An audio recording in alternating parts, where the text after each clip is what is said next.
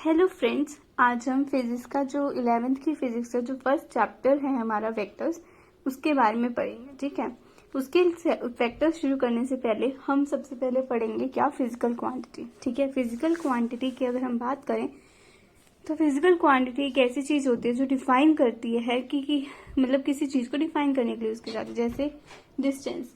Distance हमें ये define करने के लिए यूज करते हैं कि हमने कितना पाथ ट्रेवल किया, कितना हम चले, उसको डिफाइन करने के लिए क्या होता है, डिस्टेंस होता है। This is a physical quantity, हम कह सकते हैं डिस्टेंस। ऐसे ही वर्क भी एक तरह की फिजिकल क्वांटिटी है जो हमें ये बताता है कि हमारे अंदर कितनी क्षमता है उस काम को करने के लिए। ठीक है, दैट इज फिजिकल क्वांटिटी। अगर अब हम देखें तो फिजिकल क्वांटिटी जो होती है वो तीन तरह की फिजिकल क्वांटिटी, मतलब तीन टाइप्स की हम कह सकते हैं होगी। ठीक है, तीन टाइप्स। ठीक है, स्केलर, वेक्टर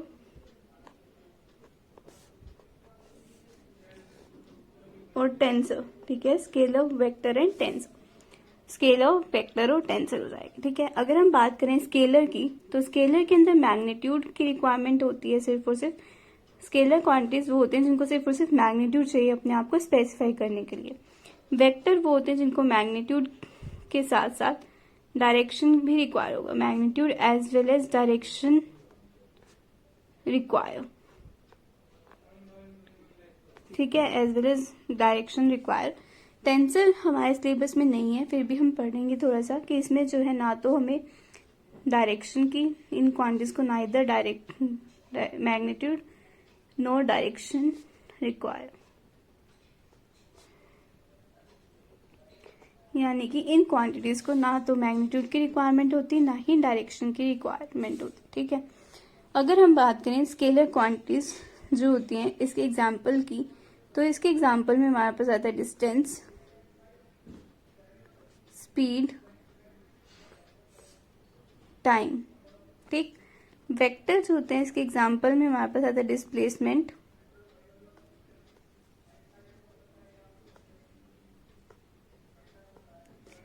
वेलोसिटी, और जो ये टेंसर होती हैं इनके अंदर हमारे पास आता है mu, that is refractive index. क्या हो जाएगा म्यू, यानी कि रिफ्रैक्टिव इंडेक्स, जो हम रे ऑप्टिक्स में पढ़ेंगे, और मोमेंट ऑफ इनर्शिया जो भी आगे एक चैप्टर है उसके अंदर पढ़ा जाएगा। ठीक है, आगे हम चैप्टर्स के अंदर इनको ब्रीफली पढ़ते हैं। ठीक है, टेंसर क्वांटिटी हो जाएगी म्यू, रिफ्रैक्टिव इंडेक्स और मोमेंट ऑफ इनर्शिया। ठीक है, उसके बाद अगर हम बात करें, हमने इतना पढ़ा। अब बेसिकली हमारा चैप्टर वेक्टर पे है तो हम वेक्टर के टाइप्स पढ़ेंगे, दैट इज यानी कि टाइप्स ऑफ वेक्टर। सबसे पहले हम रिप्रेजेंटेशन पढ़ेंगे वेक्टर्स की। रिप्रेजेंटेशन कैसे की जाती है, इस तरह से हम किसी वेक्टर को रिप्रेजेंट करते हैं। ये इसका इनिशियल पॉइंट होगा किसी भी वेक्टर का और ये उसका एंड पॉइंट। अगर हमें किसी वेक्टर को रिप्रेजेंट करना है, जैसे हमें ए को रिप्रेजेंट करा है एज अ वेक्टर फॉर्म, तो हम इसके ऊपर इस तरह से सिंबल लगा देंगे। ठीक है, हम कभी भी इसको इस तरह से रिप्रेजेंट नहीं करेंगे। ये वाला रिप्रेजेंटेशन सही है, ये रिप्रेजेंटेशन बिल्कुल ही गलत है। ठीक है, वेक्टर को हमेशा इस तरह से ही रिप्रेजेंट किया जाएगा। उसके बाद हमारे पास आते हैं टाइप्स ऑफ वेक्टर। क्या होंगे टाइप्स ऑफ वेक्टर। ठीक है, वेक्टर के टाइप्स की अगर हम बात करें तो टाइप्स ऑफ वेक्टर में सबसे पहला जो हमारे पास टाइप आएगा वो है पैरेलल वेक्टर। पैरेलल वेक्टर के अंदर क्या है कि दो वेक्टर, ठीक है, जो दो वेक्टर हैं उनकी डायरेक्शन क्या होनी चाहिए, सेम होनी चाहिए। दो वेक्टर हैविंग सेम डायरेक्शन। ठीक है, two vectors having same direction. ठीक है, उन्हें हम पैरेलल वेक्टर बोलेंगे। जैसे हमारे पास ए वेक्टर है इस डायरेक्शन में, बी वेक्टर इस डायरेक्शन में है, this is the parallel vector. ठीक है, अगर हमने डायरेक्शन क्या कर दी, अपोजिट कर दी, मान लो ए वेक्टर इधर है और बी वेक्टर की डायरेक्शन ऐसे ले ली। ठीक है, तो this is called the anti parallel. ठीक है, ये पैरेलल वेक्टर हो जाएगा और ये एंटी पैरेलल का केस हो गया। ठीक है, पैरेलल और एंटी पैरेलल। ठीक है, उसके बाद दूसरा टाइप का वेक्टर है हमारे पास इक्वल वेक्टर। क्या है हमारे पास आगे, इक्वल वेक्टर। अगर हम इक्वल वेक्टर की बात करें तो इक्वल वेक्टर के अंदर दो वेक्टर आएंगे जिनका मैग्नीट्यूड भी सेम हो, having same magnitude and same direction. ठीक है, इक्वल वेक्टर वो वेक्टर होते हैं, ऐसे दो वेक्टर जिनका मैग्नीट्यूड और डायरेक्शन सेम हो, वो इक्वल वेक्टर में आएंगे।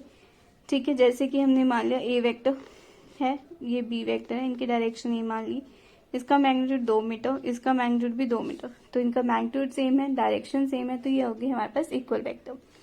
अगर हम देखें, हम एक एग्जाम्पल करते हैं, ठीक है, एक एग्जाम्पल करेंगे।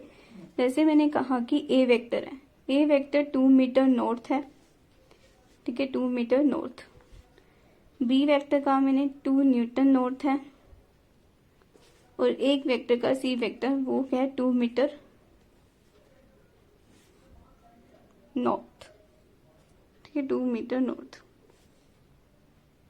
ठीक, अगर अब हम देखें तो जो ए वेक्टर है वो 2 मीटर नॉर्थ में है इस तरह से, ठीक है।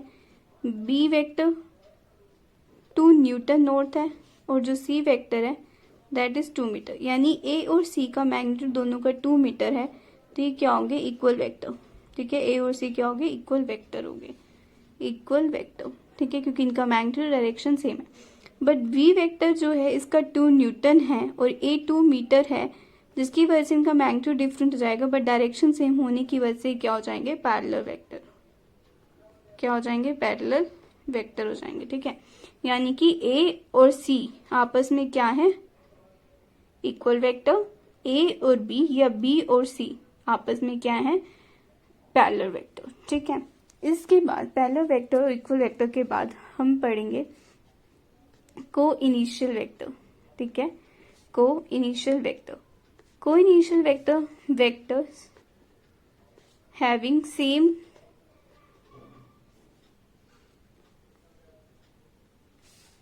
इनिशियल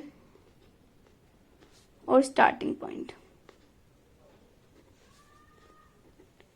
ठीक है। वेक्टर्स जिनके अंदर स्टार्टिंग पॉइंट या जो इनिशियल पॉइंट होता है वो सेम होता है, जैसे कि ये वेक्टर है ए वेक्टर, ये इधर बी वेक्टर ले लो और इधर ये सी वेक्टर, ये सब तीनों वेक्टर इस एक पॉइंट से स्टार्ट हो रहे हैं, यानी क्या हो गए इनिशियल, मतलब इनका इनिशियल पॉइंट क्या हो गया सेम हो गया, दैट इज इनका क्या हो गया इनिशियल वेक्टर हो गया, ठीक है, क्या हो गया को इनिशियल वेक्टर हो गया। इसका मतलब क्या हो गया को इनिशियल वेक्टर्स होंगे, ठीक है। को इनिशियल वेक्टर के साथ साथ अगर हम देखें तो हम कॉनकरेंट वेक्टर्स की भी बात करेंगे,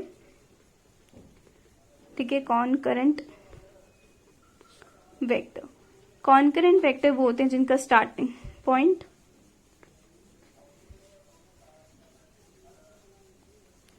या फिर एंड पॉइंट क्या हो सेम हो, ठीक है, स्टार्टिंग पॉइंट या एंड पॉइंट क्या हो सेम हो, जैसे कि ये ए वेक्टर, बी वेक्टर, सी वेक्टर, ठीक है, एक ए वेक्टर, बी वेक्टर, सी वेक्टर, ठीक है।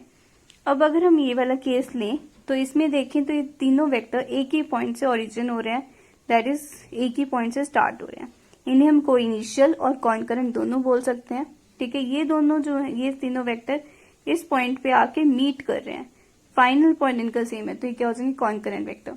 इसलिए हम कहते हैं कि जो को इनिशियल वेक्टर्स होते हैं, ठीक है, क्या होते हैं को इनिशियल वेक्टर्स होते हैं वो सारे के सारे कॉनकरेंट वेक्टर्स होते हैं, बट सारे के सारे कॉनकरेंट वेक्टर को इनिशियल नहीं हो सकते, ठीक है। तो हम यहाँ पे लाइन लिख सकते हैं ऑल को इनिशियल वेक्टर्स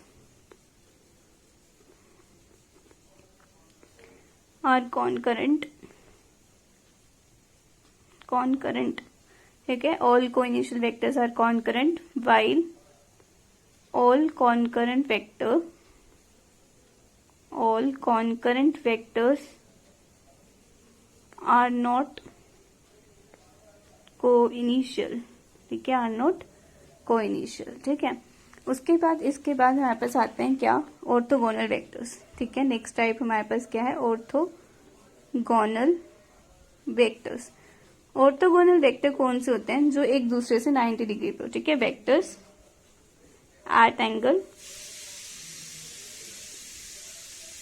90 डिग्री, ठीक है। दो वेक्टर्स जो किस पे हो 90 डिग्री के एंगल पे हो उन्हें क्या बोलेंगे ऑर्थोगोनल वेक्टर, जैसे कि ये ए वेक्टर, ये बी, ये ए वेक्टर, ये बी वेक्टर, दोनों के बीच में एंगल 90 डिग्री, तो ये क्या हो जाएंगे ऑर्थोगोनल वेक्टर हो जाएंगे, ठीक है। ऑर्थोगोनल वेक्टर वैसे वेक्टर हैं जिनको 90 डिग्री पे होंगे, ठीक है, क्या होंगे वेक्टर्स जो 90 डिग्री पे होंगे उन्हें क्या बोल देंगे हम ऑर्थोगोनल वेक्टर्स, ठीक है। अगर हम देखें तो उसके बाद हमारे पास आते हैं कोप्लेनो वेक्टर्स, ठीक है। देन हमारे पास क्या आएंगे, कोप्लेनर, कोप्लेनर, ये कोप्लेनर वेक्टर। कोप्लेनर वेक्टर वो वेक्टर होंगे जो एक ही प्लेन में लाई करेंगे, लाई इन वन प्लेन, ठीक है। एक प्लेन में जो वेक्टर्स लाई करते हैं उन्हें क्या बोलते हैं, कोप्लेनर वेक्टर बोलते हैं। दो वेक्टर हमेशा एक ही प्लेन में लाई करते हैं, याद रखनी है ये बात कि दो वेक्टर हमेशा एक ही लाइन में लाई करते, एक ही प्लेन में लाई करते हैं। बट दो से ज्यादा अगर कोई वेक्टर्स हैं तो वो एक लाइन में भी लाई कर सकते हैं और डिफरेंट प्लेन में भी लाई कर सकते हैं, ठीक है। यानी कि two vectors are always coplanar vector, but more than two vector may और मे नॉट बी कोप्लेनर, ठीक है। देन हमारे पास कोलिनियर वेक्टर्स आते हैं, कोलिनियर वेक्टर्स, ठीक है। Collinear vectors lie in one line, lie in one line, जैसे कि ए वेक्टर भी लाइन में, बी वेक्टर भी ऐसे, सी वेक्टर भी ऐसे, ठीक है। ये ए vector, B vector, C vector, इसी तरह से एक लाइन में, या फिर हम इस तरह से भी ले सकते हैं, एक लाइन में, ये भी एक लाइन में ही है, ठीक है। ए वेक्टर और बी वेक्टर ये भी एक लाइन में है, तो ये सब क्या है, कोलिनियर वेक्टर्स हो जाएंगे, ठीक है। उसके बाद अगर हम बात करें, उसके बाद हमारे पास क्या आ जाएंगे, एक्सियल वेक्टर, ठीक है। उसके बाद क्या आ जाएंगे हमारे पास, axial vector, axial vector. Axial vector वो वेक्टर होते हैं जो रोटेटिंग इफेक्ट को डिफाइन करते हैं, रोटेटिंग इफेक्ट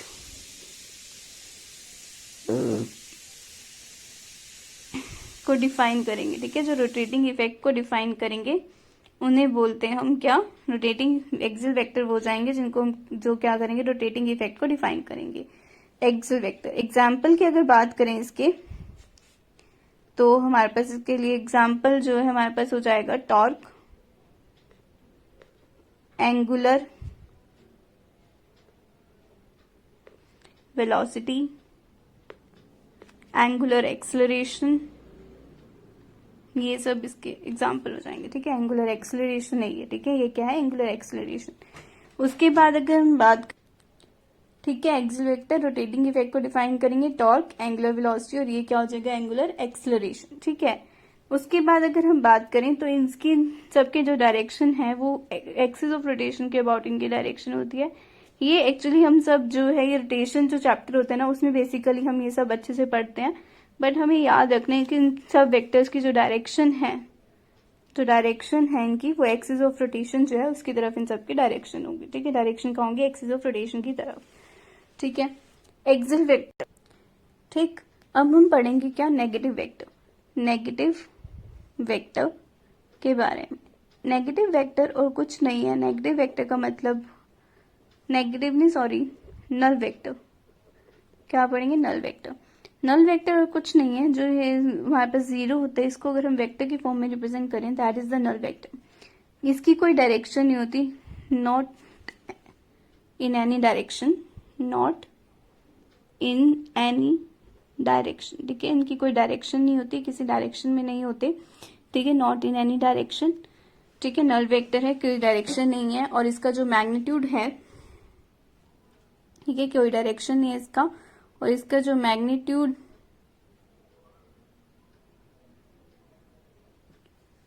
और इसका जो मैग्नीट्यूड है वो कितना है, जीरो, ठीक है। इसकी कोई डायरेक्शन नहीं है और मैग्नीट्यूड भी क्या है इसका, जीरो है, नल वेक्टर बोलते हैं इसको।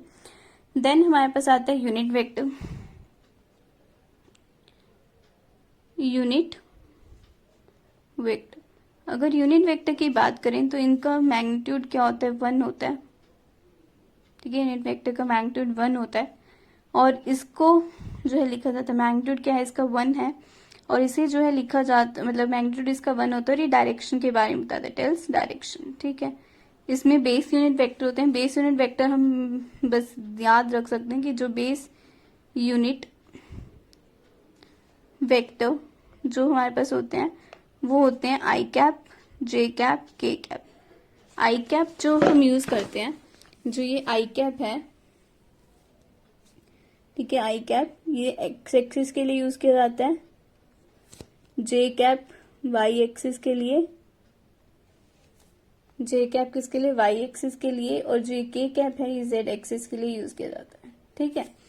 अब हम आगे अगर हम पढ़ेंगे तो हम आगे पढ़ेंगे, अब वेक्टर्स है हमारे पास क्या है, सॉरी अब हमारे पास क्या है, वेक्टर्स हैं, तो हमें वेक्टर्स के बीच में एंगल भी लेना आना चाहिए, ठीक है। वेक्टर्स के बीच में एंगल कैसे लेंगे, ठीक है। दो वेक्टर्स के बीच में एंगल, ठीक है, दो वेक्टर्स के बीच में एंगल के बीच का एंगल जो है, या तो वो उसके हेड के बीच में होगा, हेड के बीच में लेंगे, या फिर टेल के बीच में, ठीक है, या तो हेड के बीच में या टेल के बीच में। जैसे एग्जाम्पल से समझाएं तो इस तरह से, एक वेक्टर ये है, एक वेक्टर ये है, ठीक है, तो इन दोनों का ये क्या है, टेल वाला पार्ट है, तो ये दोनों के बीच का एंगल ये हो जाएगा थीटा, ठीक है। या फिर हम ऐसे कर सकते हैं, ये है, ये वेक्टर है, इन दोनों का ये हेड वाला पार्ट है, तो ये वाला एंगल थीटा हो जाएगा, यानी ये एंगल हो जाएगा बिटवीन द वेक्टर्स, ठीक है। अब अगर हम देखें तो अब मैंने ऐसे बना दिया वेक्टर, एक वेक्टर ये है, एक वेक्टर ये है, और ये एंगल थीटा दे दिया, तो ये गलत है। ये एंगल कभी भी एंगल नहीं होगा, ये जो एंगल है इसे हम दो वेक्टर्स के बीच में एंगल कंसीडर नहीं करेंगे। तो हम इसे क्या करेंगे, अब जो ये वाली जो लाइन है, जो ये वाला वेक्टर है, इसको हम एक्स्ट्रापोलेट करेंगे इधर साइड, ठीक है। इसको इस तरह से एक्स्ट्रापोलेट करके इधर साइड ले जाएंगे, इधर हेड कर देंगे, ठीक है। अब ये वाला एंगल हेड के बीच में था, तो ये हमारे बीच पास ये वाला जो एंगल होगा that is 180 minus theta, this is the angle between the vectors, ठीक है। ये एंगल हो जाएगा दो वेक्टर्स के बीच में, ठीक है। ये एंगल थीटा था, इसी को ऐसे करना पड़ेगा हमें 180 माइनस थीटा, क्योंकि हमें हेड के बीच में या फिर टेल के बीच में एंगल चाहिए होता है, तो इस वजह से हमने इस तरह से इसको एक्स्ट्रापोलेट करना पड़ेगा, ठीक है, टेल के बीच में लाने के लिए, ठीक। उसके बाद हमारे पास हमने इस तरह से एंगल पता होना चाहिए कि हमें दो मतलब वेक्टर्स के बीच में एंगल लेना है, तो हमें क्या एंगल लेना होता है, ठीक है। तो हम उस तरह से हम देखेंगे, तो एंगल हमने देखा कि जो एंगल है हमने क्या लिया, जो एंगल हमने वो क्या लिया, दो वेक्टर्स के बीच में हेड के बीच में लेंगे या फिर टेल के बीच में लिया जाएगा। उसके बाद अब हमें जो है वेक्टर एडिशन, मतलब वेक्टर्स के अंदर भी जो है मतलब जो वेक्टर्स होते हैं ना, वो एक वेक्टर एडिशन का जो रूल है उसे फॉलो करते हैं, और जो स्केलर क्वांटिटीज होते हैं वो सिंपल अलजेब्रा को फॉलो करते हैं एडिशन, सब्ट्रैक्शन, मल्टीप्लिकेशन के लिए।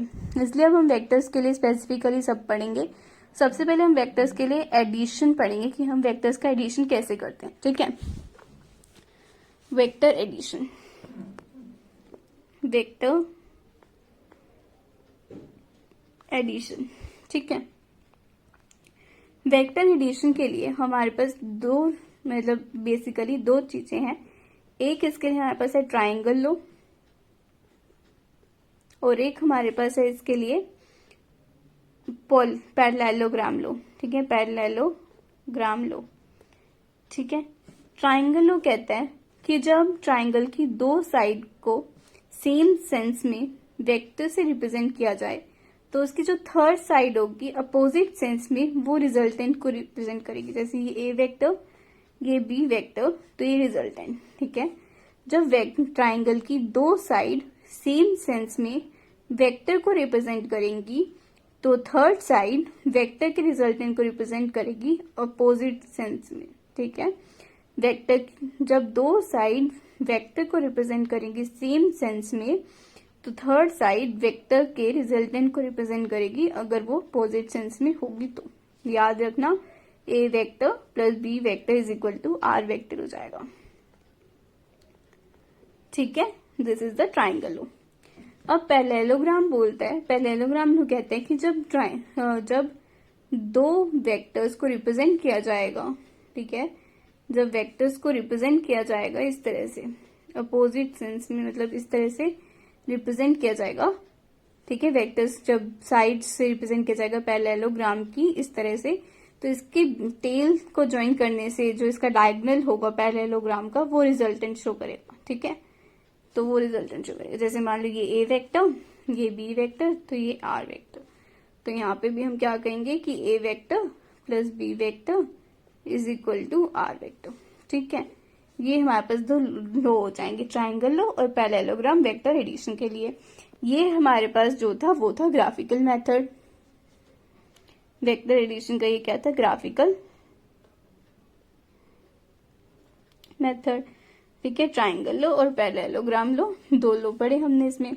ठीक है, इसी ट्राइंगल लो को आगे एक्सटेंड करते हुए ना एक आता है पॉलीगन लो। ठीक है, पॉलीगन लो वो कुछ नहीं है, बहुत बार ट्राइंगल लो को लगा के पॉलीगन लो बनता है। जैसे मैंने इस तरह से रिप्रेजेंट किया वेक्टर को,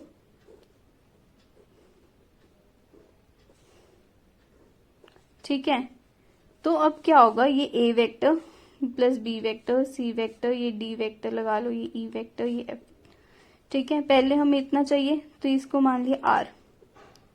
तो आर वेक्टर कितना हो जाएगा, A vector plus B vector. ठीक है, इसकी सेंस ये रहेगी। ठीक, फिर इस आर वेक्टर और सी वेक्टर को ऐड करने के लिए हम यहाँ से एक R1 वेक्टर ले लेते हैं। ये R1 वेक्टर क्या होगा, that is equal to R vector plus C vector. ठीक है, तो हमने करा, तो ये R1 वेक्टर हो गया, that is R vector plus C vector. तो ऐसे ही यहाँ से हम R2 वेक्टर कंसीडर करेंगे, तो ये R2 वेक्टर जो है that is equal to R1 vector plus D vector. ठीक है, ऐसे यहाँ से फिर R3 वेक्टर हो जाएगा, R3 vector is equal to R2 vector plus E vector, और फिर R नेट वेक्टर जो है हम ले लेंगे R3 vector plus F vector. तो इस तरह से हमने कुछ नहीं किया, बस इस पॉलीगन में बार बार ट्राइंगल लो लगा के हमने इस तरह से R नेट वेक्टर निकाल दिया। दिस इज द पॉलीगन लो। ये सारा ग्राफिकल मेथड है। ठीक है, अब हम पढ़ेंगे एनालिटिकल मेथड। क्या पढ़ेंगे, एनालिटिकल मेथड, एनालिटिकल मेथड। ठीक है, फॉर वेक्टर एडिशन, वेक्टर को ऐड करने के लिए हमारे पास एनालिटिकल मेथड आएगा। ठीक है, हमने बता दिया एंगल कैसे लेनी है। अब हमने वेक्टर एडिशन ग्राफिकल मेथड से पढ़ लिया। अब एनालिटिकल मेथड, जिससे अब हमारे फॉर्मूला स्टार्ट हो जाएंगे वेक्टर एडिशन के लिए। अगर हम देखें तो हमने कहा था दो वेक्टर जब सेम सेंस में रिप्रेजेंट किए जाएं और थर्ड लाइन मतलब उसको रिप्रेजेंट करेगी तो दैट इज रिजल्टेंट। ठीक है, तो ये बी वेक्टर, थीटा हम यहाँ पे शो नहीं कर सकते, मतलब इसको एक्सटेंड कर लिया हमने। ठीक है, और एक्सटेंड करके यहाँ पे एंगल थीटा लिया, टेल और टेल के बीच में वो एंगल थीटा लिया।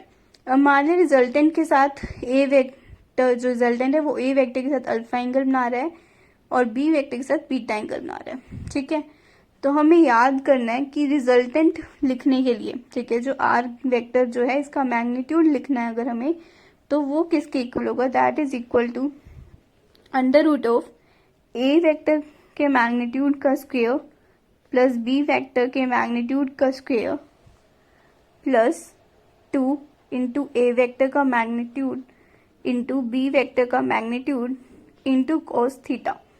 थीटा क्या है यहाँ पे, एंगल बिटवीन टू वेक्टर्स। ठीक है, एंगल बिटवीन टू वेक्टर्स के बीच का एंगल होगा।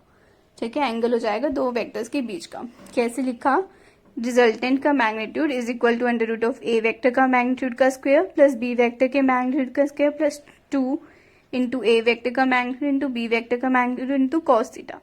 थीटा एंगल है दो वेक्टर्स के बीच में। ठीक है, that is the R vector. इस तरह से हम निकाल सकते हैं। ठीक है, उसके बाद अगर हमें निकालने की रिजल्टेंट ए के साथ कितना एंगल बना रहे हैं, बी के साथ कितना एंगल बना रहे हैं, तो वो अल्फा से और बीटा से निकलेगा।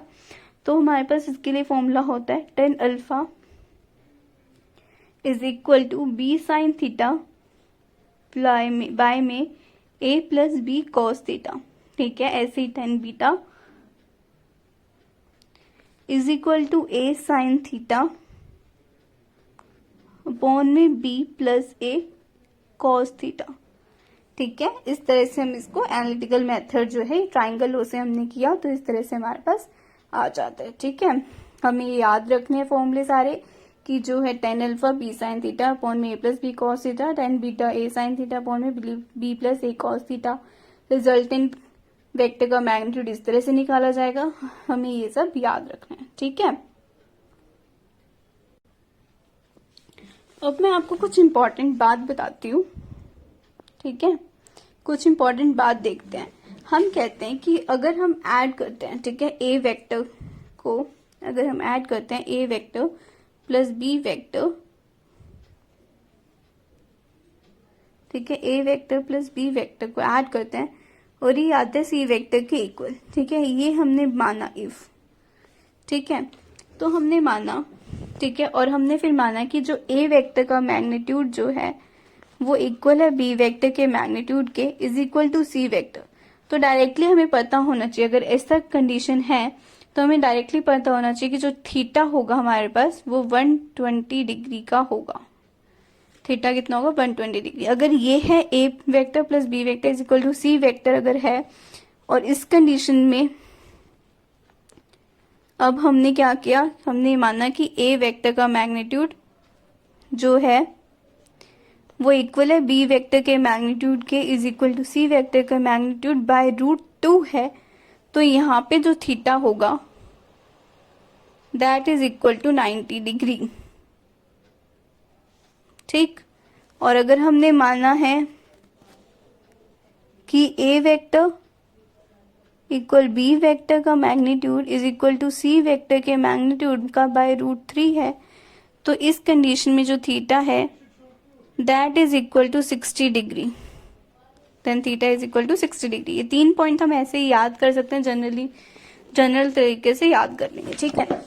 उसके बाद जो है हमारे पास अगर कोई क्वाड्रिलेटरल है, मतलब अगर कोई भी क्वाड्रिलेटरल टाइप में कुछ आता है, ठीक है, तो यहाँ पे अगर हम देखें, अगर हमने जो है इस तरह से रिप्रेजेंट कर दिया, ठीक है, इस तरह से पूरा घुमा के रिप्रेजेंट कर दिया हमने इसको, तो इसका रिजल्टेंट जो है वो 0 आता है, क्योंकि सेम ऑर्डर में सब जा रहा है तो इसका रिजल्टेंट 0 आ जाएगा। अगर मैग्नीट्यूड में भी क्या है, ये इक्वल है, तो इनका रिजल्टेंट 0 आ जाएगा। अब रिजल्टेंट 0 के लिए हमारे पास दो वो है, या तो ट्राइंगल में रिजल्टेंट 0 हो या क्वाड्रिलेटरल में। ठीक है। तो हमने क्या किया, ट्राइंगल इनइक्वालिटी हम पढ़ रहे हैं, ट्राइंगल इनइक्वालिटी। ठीक है, ट्राइंगल इनइक्वालिटी। इसमें हमने क्या किया, हमने देखा कि ट्राइंगल का रिजल्टेंट क्या आ रहा है, 0 आ रहा है। तो इसके लिए कंडीशन होनी चाहिए कि जो दो साइड का सम है, दो साइड्स का जो सम है का सम वो हमेशा ज्यादा या इक्वल आएगा जो इसकी थर्ड साइड यानी जो ग्रेटेस्ट बिगेस्ट साइड होगी उससे। ठीक है, बिगेस्ट साइड। अब ट्राइंगल में 3 साइड होती है, ट्राइंगल में क्या है, 3 साइड है। ठीक है। अब जो बिगेस्ट साइड है, ठीक है, बिगेस्ट साइड से को छोड़ के जो बाकी 2 साइड है उनका सम अगर उससे बड़ा आता है बिगेस्ट साइड से और उसके इक्वल आता है तो रिजल्टेंट क्या होगा, 0 होगा। ठीक है। ऐसे क्वाड्रिलेटरल में भी हम कहते हैं। ठीक है, ऐसे ही हम बात करते हैं कि इसमें क्वाड्रिलेटरल में भी कहा जाता है, क्वाड्रिलेटरल में कहा जाता है कि अगर 3 साइड्स का सम, 3 साइड्स का सम, 3 साइड्स का सम अगर ग्रेटर है या इक्वल है बिगेस्ट साइड से, तो इसमें भी रिजल्टेंट क्या हो जाएगा, 0 हो जाएगा। ठीक है, तो क्या हो जाएगा, रिजल्टेंट क्या हो जाएगा, 0। ठीक है, तो हमें ये पता होना चाहिए रिजल्टेंट क्या हो जाएगा, 0 हो जाएगा, हमें ये पता होना चाहिए। तो that's all about the vector addition. ठीक है, अब हम पढ़ेंगे वेक्टर सब्ट्रैक्शन। वेक्टर को सब्ट्रैक्ट करना भी आना चाहिए। ठीक है, जैसे कि वेक्टर सब्ट्रैक्शन। ठीक है, अब जैसे ए वेक्टर, वेक्टर सब्ट्रैक्शन में हमने क्या करना है, A vector minus B vector अगर हमें करना है, ठीक है, तो हम क्या करेंगे इसमें कि ए वेक्टर को ऐड कर देंगे माइनस ऑफ बी वेक्टर के साथ। मतलब बिल्कुल सिमिलर है वेक्टर एडिशन के, बस एक वेक्टर को नेगेटिव में ले लेना है, तो उससे कर सकते हैं। इसके लिए हम डायरेक्टली, मैंने पूरा वेक्टर एडिशन में बताया था कि मतलब क्या है, कैसे आता है रिजल्टेंट। इसमें हम डायरेक्टली फॉर्मूला देख लेंगे कि रिजल्टेंट वेक्टर को निकालने के लिए फॉर्मूला क्या है, that is equal to under root of A vector का स्क्वायर प्लस बी वेक्टर के मैग्नीट्यूड का स्क्वायर प्लस 2 ए वेक्टर का मैग्नीट्यूड इंटू बी वेक्टर का मैग्नीट्यूड, सॉरी यहाँ माइनस आएगा और यहाँ कॉस थीटा। थीटा वही एंगल बिटवीन द 2 वेक्टर्स, तो डायरेक्टली यहाँ पे हमें याद रखना है -2ab कॉस थीटा। ठीक है, ये हमें याद रखना है। ठीक है, आर वेक्टर का square is equal to A vector under root of A vector का स्क्वायर प्लस बी वेक्टर का स्क्वायर -2ab कॉस थीटा। ठीक है, ये हमारे पास फॉर्मूला आ जाएगा इसके लिए, वेक्टर सब्ट्रैक्शन के लिए। अब हम 2-3 जनरल चीजें बता देते हैं। ठीक है, मान लो क्या है हमारे पास, ये एक वेक्टर है ए वेक्टर, ये हमारे पास यहाँ पे ये क्या है, बी वेक्टर। दोनों के बीच का एंगल कितना है, थीटा। ठीक है, दोनों के बीच का एंगल कितना है, थीटा। ये आगे मैंने एक्सटेंड कर दिया, पैरेललोग्राम ही है, मैंने ऊपर नीचे सारी जगह से एक्सटेंड कर दिया। ठीक, ये माइनस बी वेक्टर हो जाएगा। ये ए वेक्टर प्लस बी वेक्टर का एडिशन करने से ये डायगोनल हमारे पास आ गई, D1 डिनोट कर दिया मैंने इसको। ठीक है, ए वेक्टर बी वेक्टर, ये पैरेललोग्राम को एक्सटेंड किया, ये minus B vector, A vector plus B vector को ऐड करेंगे तो रिजल्टेंट इधर आएगा, तो उसको मैंने D1 से डिनोट कर दिया, दैट इज डायगोनल 1। ठीक है, ए वेक्टर को जब सब्ट्रैक्ट करेंगे, A vector minus B vector करेंगे तो इनका डायगोनल इधर आएगा, जिसको मैंने कहा D2। ठीक है, अब हम डायरेक्टली देखते हैं, अगर थीटा जो है यहाँ पे क्या है, एंगल है between two vectors, angle between two vectors के बीच का एंगल है ये। ठीक है, एंगल बिटवीन टू वेक्टर्स, अगर थीटा क्या है लेस देन 90 डिग्री, जैसे कि मैंने शो किया है, तो ये जो D1 है वो क्या होगा, ज्यादा होगा D2 के कंपेयर में। अगर थीटा 90 डिग्री के इक्वल हो जाता तो D1 और D2 आपस में इक्वल हो जाएंगे। थीटा अगर 90 डिग्री से ज्यादा हो जाएगा तो D1 is less than D2 हो जाएगा। अब इस कंडीशन के लिए मैंने फिगर बनाई, इन दोनों कंडीशन के लिए आप फिगर खुद बना के देख सकते हैं। ठीक है, इस तरह से ही फिगर बनेगी और इस तरह से आप देख सकते हैं बना के। ठीक है, उसके बाद अगर मैं बात करती हूँ ट्राइंगल, हमने वो पढ़ा था ट्राइंगल लो, मतलब ठीक है, तो हमने क्या किया, मान लिया ये ए वेक्टर है, इसी से करते हैं हम ए वेक्टर, ये बी वेक्टर, ठीक है, और इसके बीच में ये क्या हो गया, रिजल्टेंट वेक्टर हो गया। रिजल्टेंट वेक्टर ने ए वेक्टर के साथ एंगल बनाया अल्फा और यहाँ पे एंगल बना बीटा। अब हमने कहा कि अगर एंगल अल्फा ज्यादा हो गया बीटा से तो हम कहेंगे कि जो बी वेक्टर का मैग्नीट्यूड होगा वो ए वेक्टर के मैग्नीट्यूड से ज्यादा होगा। ठीक है, अगर अल्फा बीटा के इक्वल हो जाएगा तो बी वेक्टर का मैग्नीट्यूड और ए वेक्टर का मैग्नीट्यूड आपस में बराबर हो जाएगा। ऐसे अगर अल्फा लेस देन बीटा हो जाएगा तो बी वेक्टर का मैग्नीट्यूड लेस देन हो जाएगा ए वेक्टर के मैग्नीट्यूड से। ठीक है, ये हमारी कुछ छोटी छोटी बातें हैं जो हमें याद रखनी है। ठीक है, उसके बाद अगर हम देखें तो हमारे पास आता है वेक्टर को रिजोल्व करना। जैसे हमारे पास ये वेक्टर है, ठीक है, ए वेक्टर है, इसने एक्स एक्सिस के साथ, ये कोई एक्स एक्सिस है, इसके साथ इसने एंगल बनाया थीटा, तो हमें इस ए वेक्टर के कंपोनेंट करने पड़ेंगे एक्स एक्सिस के अलोंग और वाई एक्सिस के अलोंग। ठीक है, एक्स एक्सिस और वाई एक्सिस के अलोंग इसके क्या करने पड़ेंगे, कंपोनेंट्स। अब उसको रिजोल्वेशन कहते हैं। ठीक है, अगर हम मोटी मोटी बात करें तो एक वेक्टर को हम इनफाइनाइट कंपोनेंट्स में ब्रेक कर सकते हैं, बट इन 2D हम सिर्फ वेक्टर्स के 2 कंपोनेंट कर सकते हैं। वेक्टर के क्या कर सकते हैं, सिर्फ 2 कंपोनेंट कर सकते हैं। और इन 3D हम जो है वेक्टर के 3 कंपोनेंट कर सकते हैं। ठीक है, वेक्टर के क्या कर सकते हैं, 3 कंपोनेंट कर सकते हैं 3D के अंदर। ठीक है, अगर अब देखा जाए तो मान लिया मैंने 3D कंडीशन ले ली, 3D में ले लिया कि ये एक वेक्टर है ए वेक्टर बी, ये एक्स एक्सिस है, ठीक है, ये वाई एक्सिस है और ये जेड एक्सिस है। ठीक है, वेक्टर को मैंने कुछ इस तरह से लिया कि वो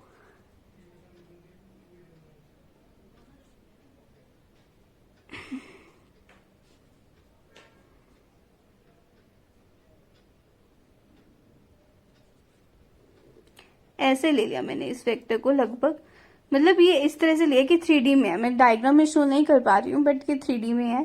ठीक है, ये एक्स एक्सिस के साथ मान लो अल्फा एंगल और इस वाई एक्सिस के बीटा एंगल, जेड एक्सिस के साथ ही गामा एंगल बना रहा है। ठीक है, मान लिया हमने ये। तो हमारे पास क्या होता है उस कंडीशन में, जो अगर हम लिखेंगे कॉस अल्फा, ठीक है, कॉस अल्फा यानी कि एक्स एक्सिस के साथ अल्फा एंगल बना रहा है ना ये वेक्टर, तो कॉस अल्फा कितना हो जाएगा, उस वेक्टर का एक्स में कंपोनेंट अपॉन में ए का मैग्नीट्यूड। ठीक है, दैट इज कॉस अल्फा। ऐसी cos beta A Y upon में ए का मैग्नीट्यूड, ऐसी cos gamma A Z upon में ए का मैग्नीट्यूड। ठीक है, cos alpha cos beta cos gamma, alpha A X upon A का magnitude, beta A Y upon A का magnitude, gamma A Z upon A का magnitude. और इन तीनों का सम यानी कि cos square alpha plus cos square beta plus cos square gamma का सम 1 के इक्वल आना चाहिए। अगर हम इसी को साइन में कन्वर्ट कर लें तो sign square alpha plus sign square beta plus sign square gamma, तो इन सब का सम 2 के इक्वल आना चाहिए। ठीक है, ये हमारे पास होना चाहिए cos square alpha cos square beta cos square gamma 1, sine square alpha sine square beta sine square gamma is equal to 2 होना चाहिए। ठीक है, उसके बाद अगर हम बात करें तो हम पढ़ेंगे कि पैरेललोग्राम के लिए बात करते हैं। ठीक है, अगर हमने कहा कि पहले हम मल्टीप्लिकेशन पढ़ेंगे वेक्टर को मल्टीप्लाई करने के लिए, वेक्टर मल्टीप्लिकेशन। ठीक है, वेक्टर मल्टीप्लिकेशन, वेक्टर डिवीजन कुछ नहीं होता, मतलब कुछ नहीं होगा। ठीक है, सिर्फ वेक्टर मल्टीप्लिकेशन ही होता है। ठीक है, वेक्टर मल्टीप्लिकेशन में सबसे पहले हम क्या पढ़ेंगे, डॉट प्रोडक्ट। दो तरह से कर सकते हैं वेक्टर का मल्टीप्लिकेशन, एक डॉट प्रोडक्ट होता है और एक होता है क्रॉस प्रोडक्ट। ठीक है,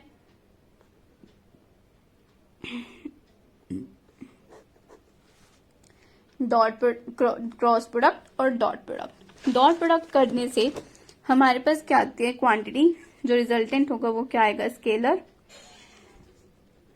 ठीक है, स्केलर प्रोडक्ट होगा। और क्रॉस प्रोडक्ट करने से जो प्रोडक्ट आता है वो क्या आएगा, वेक्टर आएगा। ठीक है, अब यहाँ पे हम लिखते हैं, जैसे हम लिखेंगे A vector dot B vector is equal to A vector का मैग्नीट्यूड इंटू बी वेक्टर का magnitude into cos theta. Theta वही एंगल बिटवीन टू वेक्टर्स। ठीक है, A dot B, A vector dot B vector, A vector dot B vector is equal to A vector का magnitude into B vector का magnitude into cos theta. Theta वही angle between two vectors. Cross product करते हैं तब तो इसे लिखा जाता है A vector cross B vector is equal to A vector का मैग्नीट्यूड इंटू बी वेक्टर का मैग्नीट्यूड इंटू साइन थीटा। ठीक है, क्या हो जाएगा, sine theta into N cap. ये एन कैप जो है डायरेक्शन बताएगा, इसको हम आगे बताऊंगी कैसे निकालते हैं, क्या करते हैं। ये एन कैप हम यूनिट वेक्टर कंसीडर करेंगे। ठीक है, एन कैप क्या हो जाएगा, एक तरह से यूनिट वेक्टर, ये बाद में हम पढ़ेंगे। ए वेक्टर का मैग्नीट्यूड बी वेक्टर का मैग्नीट्यूड इन साइन थीटा। ठीक है, ये क्रॉस प्रोडक्ट से डायरेक्शन बताएगा एन कैप। उसके बाद जो डॉट प्रोडक्ट होता है इसको ऐसे याद रखना है, इससे हम एंगल निकाल सकते हैं। तो इसको एप्लीकेशन की बात करें तो to find angle between two vectors, दो वेक्टर्स के बीच में angle between two vectors, angle between two vectors अगर हमें निकालना है तो हम इससे निकाल सकते हैं। कैसे निकालेंगे, वही cos theta is equal to A vector dot B vector upon में ए वेक्टर का मैग्नीट्यूड इंटू बी वेक्टर का मैग्नीट्यूड। ठीक है, इस तरह से एंगल निकाल सकते हैं, दो वेक्टर के बीच में जो है मैग्नीट्यूड निकाला जाएगा। उसके बाद हम चेक कर सकते हैं, डॉट प्रोडक्ट को जो है चेक किया जाता है, डॉट प्रोडक्ट से चेक किया जाता है to check vectors are orthogonal और नॉट। ठीक है, वेक्टर ऑर्थोगोनल है या नहीं, इससे चेक कर सकते हैं ऑर्थोगोनल और नॉट।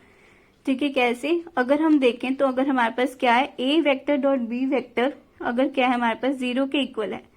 ठीक है, ए वेक्टर को बी वेक्टर से डॉट करने पे अगर वो 0 के इक्वल आ रहा है तो यानी कि वेक्टर्स क्या है, परपेंडिकुलर, यानी वेक्टर्स क्या है, ऑर्थोगोनल। ठीक है, और अगर ए डॉट बी वेक्टर अगर वो 0 के इक्वल नहीं है तो वेक्टर आर नॉट परपेंडिकुलर, तो वेक्टर क्या होंगे, परपेंडिकुलर नहीं होंगे, यानी ऑर्थोगोनल नहीं होंगे। ठीक है, हमारे पास ये दो कंडीशन हो जाएंगी।